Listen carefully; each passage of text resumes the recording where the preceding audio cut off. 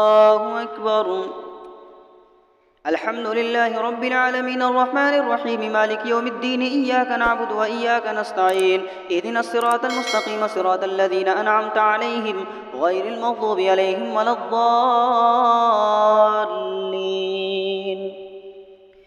وما لي لا أعبد الذي فطرني وإليه ترجعون أأتخذ من دونه آلهة إن يريدني الرحمن بضر لا تغن عني شفاعتهم شيئا ولا ينقذون إني إذا لفي ضلال مبين إني آمنت بربكم فاسمعون قيل ادخل الجنة قال يا ليت قومي يعلمون بما غفر لي ربي وجعلني من المكرمين وما أنزلنا على قومه من بعده من جند من السماء وما كنا منزلين إن كانت إلا صيحة واحدة فإذا هم خامدون يا حسرة على العباد ما يأتيهم من رسول إلا كانوا به يستهزئون ألم يروا كم أهلكنا قبلهم من القرون أنهم إليهم لا يرجعون وإن كل لما جميع لدينا محضرون